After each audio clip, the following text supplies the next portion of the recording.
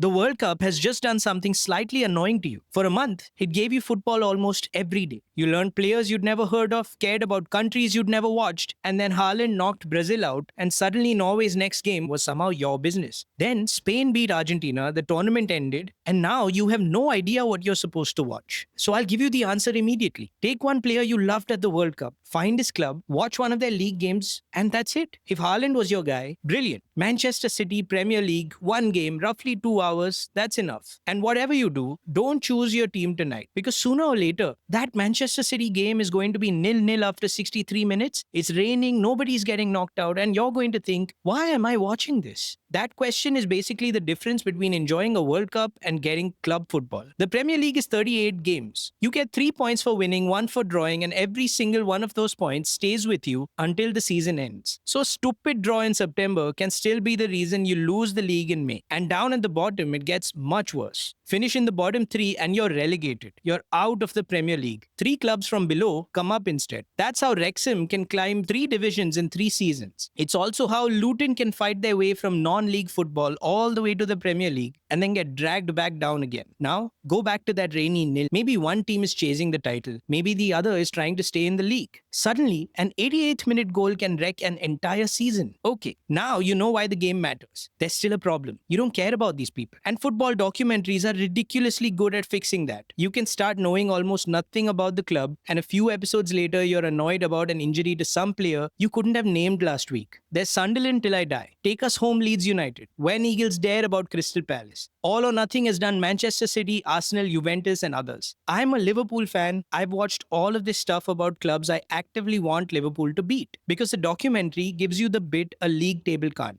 The dressing room, the fans, the town, the guy who's been sitting in the same stand for 40 years. Why one promotion can make grown adults start crying into each other's shoulders. You borrow their context for a few hours. Then you put a match on and those shirts aren't just colors anymore. So now you've got 2 very easy ways into this. A player gets you watching, a story gives you somebody to care about, and you still haven't chosen a club. Good. Please don't turn your first week of football into choosing a spouse from a menu of badges. If Haaland brought you here, watch Manchester City. You may love City. You may discover very quickly that you hate City.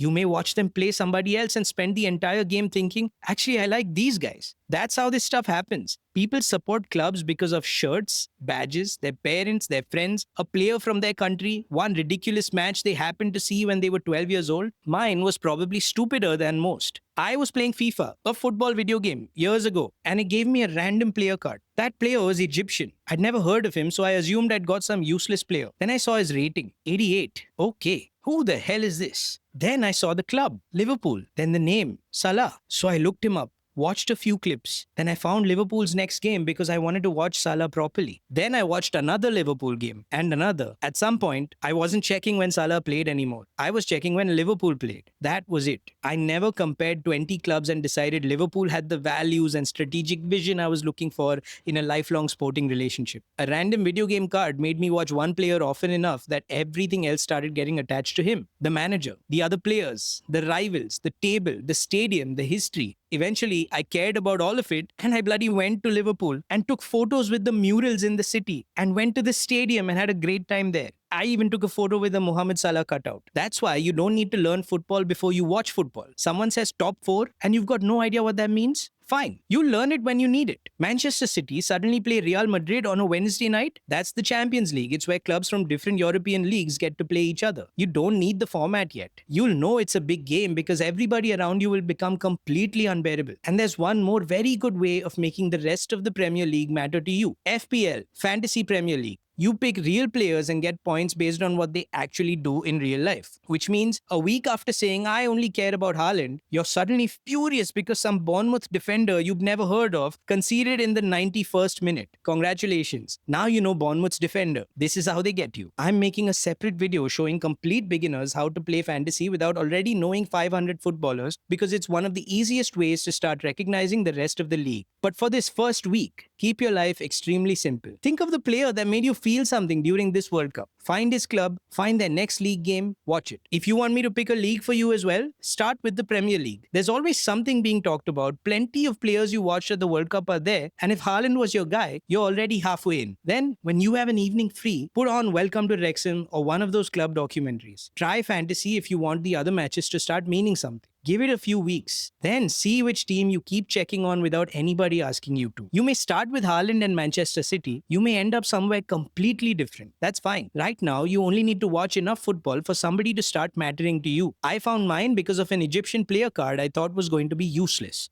Go find yours.